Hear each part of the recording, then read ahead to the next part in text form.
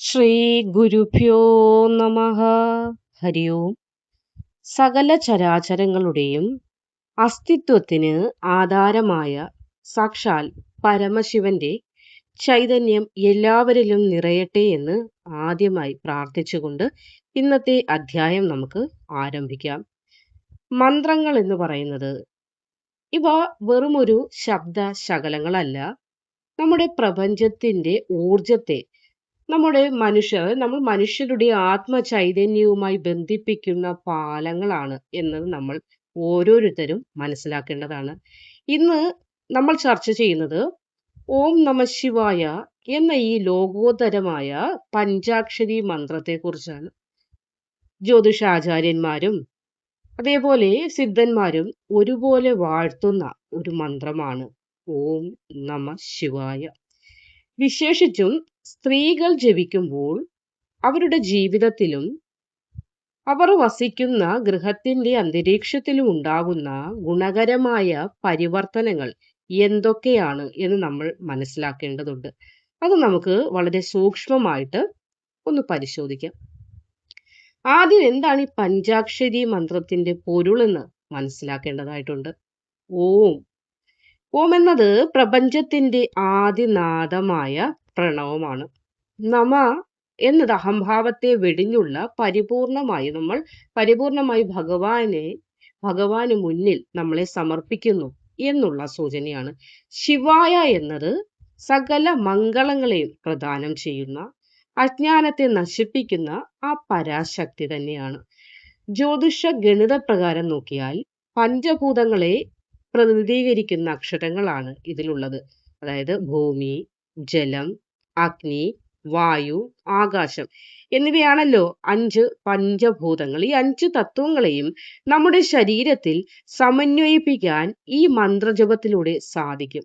ഇതൊരു കേവല സ്തുതിയല്ല, മറിച്ച് പ്രപഞ്ച ശക്തിയെ സ്വന്തം ഉള്ളിലേക്ക് ആവാഹിക്കുന്ന ഒരു ക്രിയയാണ് എന്ന് മനസ്സിലാക്കുക. അപ്പോൾ സ്ത്രീകൾ ഈ മന്ത്രം ജപിക്കുമ്പോൾ അതിന് സവിശേഷമായ പ്രാധാന്യം കൂടുതലായിട്ടുണ്ട്. പുരുഷനെ അപേക്ഷിച്ച് ഒരു സ്ത്രീയുടെ ഉത്തരവാദിത്വങ്ങൾ ബഹുമുഖമാണ്. അതായത് കുടുംബം, കൂടാതെ മക്കൾ, ഭർത്താവ്, സാമ്പത്തിക കാര്യങ്ങൾ ഇവയെല്ലാം ഒരേ സമയം കൈകാര്യം ചെയ്യേണ്ടി വരുന്നത് ഗൃഹത്തിലെ കുടുംബിനികൾക്കാണ്, അതായത് സ്ത്രീകൾക്കാണ്. ഉണ്ടാകുന്നതായ മാനസിക സമ്മർദ്ദം, അതായത് മെന്റൽ സ്ട്രെസ് എന്ന് പറയുന്നതും വിവരിക്കാൻ സാധിക്കാത്ത വിവരണാതീതമായ കാര്യമാണ്. ജ്യോതിഷപരമായ ഭാഷയിൽ പറഞ്ഞാൽ ചന്ദ്രനാണ് മനസ്സിന്റെ കാരകൻ. അപ്പോൾ മനസ്സിന്റെ കാരകനായ ചന്ദ്രന്റെ അസ്തിത്വത്തെ ബാധിക്കുന്ന ഇത്തരം സമ്മർദ്ദങ്ങൾ മറികടക്കാൻ പഞ്ചാക്ഷരി മന്ത്രം ഒരു കവചമായി സ്ത്രീകൾക്ക് പ്രവർത്തിക്കുന്നതാണ്. ഉള്ളിൽ ഒളിപ്പിച്ചു വെക്കുന്ന വേദനകൾ ഉണ്ടാകും, ആദിവ്യാധികൾ ഉണ്ടാകും. അതൊക്കെയും മാറാൻ ഈ മന്ത്രം, പഞ്ചാക്ഷരി മന്ത്രം ഒരു ദിവ്യ ഔഷധമാണ്. ഭഗവാനിൽ സർവവും സമർപ്പിച്ചുകൊണ്ട് ഈ മന്ത്രം ഏതൊരുവൻ ജപിക്കുന്നു, പ്രത്യേകിച്ച് സ്ത്രീകളുടെ കാര്യത്തിൽ പറയുമ്പോൾ, സ്ത്രീകൾ ജപിക്കുമ്പോൾ നിങ്ങളുടെ ആത്മവിശ്വാസം, കോൺഫിഡൻസ് ലെവൽ വർദ്ധിക്കുകയും ചിന്തകളിൽ ഒരു വ്യക്തത വരികയും ചെയ്യും എന്നത് മനസ്സിലാക്കുക. ഒരു വീട്ടിലെ സ്ത്രീയുടെ മനസ്സ് ശാന്തമാകണമെങ്കിൽ ആ ഗൃഹം വളരെ ഐശ്വര്യപൂർണമായിരിക്കണം. അല്ലെങ്കിൽ പല വിധത്തിലുള്ള കാര്യങ്ങൾ ചിന്തിച്ച് പ്രവർത്തിച്ച് ആ ഒരു സ്ത്രീ വളരെ സ്ട്രെസ്ഡ് ആയിട്ടുള്ള ഒരു അവസ്ഥയിലായിരിക്കും. എത്ര നാര്യസ്തു പൂജ്യന്തേ രമന്തേ തത്ര ദേവത എന്നാണ് പ്രമാണം പറയുന്നത് തന്നെ. അതായത് പഞ്ചാക്ഷരി ജപിക്കുന്ന സ്ത്രീകളുള്ള വീടുകളിൽ നെഗറ്റീവ് എനർജിക്ക് സ്ഥാനം ഉണ്ടാവുകയില്ല എന്നത് നിങ്ങൾ അങ്ങോട്ട് മനസ്സിലാക്കുക. ഭർത്താവുമായിട്ടുള്ള സ്വരച്ചേർച്ചയില്ലായ്മ മാറാനും മക്കളുടെ സ്വഭാവത്തെ രൂപീകരണത്തിനായിട്ടും പഠനത്തിൽ വലിയ മാറ്റങ്ങളൊക്കെ ഉണ്ടാകുന്നതിനും ഈ ഒരു മന്ത്രം വഴി കാരണമാകും. നിങ്ങളുടെ ശരീരത്തിൽ നിന്ന് പുറപ്പെടുന്ന ഒരു ആത്മീയ ഊർജം, ഒരു പോസിറ്റീവ് വൈബ്രേഷൻ ഉണ്ടല്ലോ, അത് വീട്ടിലെ ഓരോ കോണിലും പ്രസരിക്കുകയും ഇത് അനുഭവസിദ്ധമായ ഒരു സത്യമാണ്. ഇതുവരെ പല ആളുകളും തങ്ങളുടെ അനുഭവത്തിൽ നിന്ന് പറയുന്ന ഒരു കാര്യമാണെന്നത് നിങ്ങൾ മനസ്സിലാക്കേണ്ടതാണ്. ഒരു ആത്മീയ ഊർജം, ഒരു പോസിറ്റീവ് വൈബ്സ് നമുക്ക് ഉണ്ടാക്കിയെടുക്കുവാനായിട്ട് സാധിക്കുന്നതാണ്. ആരോഗ്യപരമായ വശങ്ങൾ കൂടി നമുക്ക് ഇതിനോടൊപ്പം ചിന്തിക്കേണ്ടതായിട്ടുണ്ട്. പഞ്ചാക്ഷരി മന്ത്രം ശരീരത്തിലെ ചക്രങ്ങളെയും ഊർജ കേന്ദ്രങ്ങളെയും ബാലൻസ് ചെയ്യാൻ, അതായത് സന്തുലിതമാക്കുന്നുണ്ട്. അതുകൊണ്ട് തന്നെ ഉറക്കമില്ലായ്മ, അമിതമായ ഉത്കണ്ഠ, ഹോർമോൺ വ്യതിയാനങ്ങൾ എന്നിവയ്ക്കൊക്കെ ഒരു വലിയ ആശ്വാസം ഈ പഞ്ചാക്ഷരി ജപിക്കുന്ന സ്ത്രീകൾക്ക് അല്ലെങ്കിൽ മനുഷ്യർക്ക് ലഭിക്കുന്നതാണ്. പ്രത്യേകിച്ച് നമ്മളിവിടെ സ്ത്രീകളുടെ കാര്യം പറയുമ്പോൾ. ജ്യോതിഷ ഗണിതപ്രകാരം നമ്മുടെ ശരീരത്തിലെ ഓരോ നാഡീയിടിപ്പുകളും ക്രമീകരിക്കാൻ മന്ത്രോച്ചാരണത്തിലെ ശബ്ദ തരംഗങ്ങൾക്ക് കഴിവുണ്ടെന്നതാണ് നമ്മൾ അറിയാതെ പോകുന്ന കാര്യം. അപ്പോൾ ഗർഭധാരണത്തിന് തടസ്സങ്ങൾ നേരിടുന്നവർക്കും ഈ ഒരു മന്ത്രം വലിയ അനുഗ്രഹമായിട്ട് തന്നെയാണ് ഈ പഞ്ചാക്ഷരി മന്ത്രം മാറുന്നത്. ഇനി ഇതെങ്ങനെ ജപിക്കണം എന്നതിലേക്ക് നമുക്കൊന്ന് കടക്കാം. ഏതൊരു കർമ്മത്തിനും ഒരു വിധി നിശ്ചയമുണ്ട്. അതായത് മന്ത്രവിധി എന്നിതിനെ പറയും. ബ്രാഹ്മമുഹൂർത്തത്തിലോ അതല്ലെങ്കിൽ സന്ധ്യാസമയത്തോ ജപിക്കുന്നതായിരിക്കും ഏറ്റവും അധികം ഉത്തമം. 5 തിരിയിട്ട നിലവിളക്കിന് മുന്നിലിരുന്ന് ജപിക്കുന്നത് ഇരട്ടി ഫലം നൽകും എന്നതാണ്.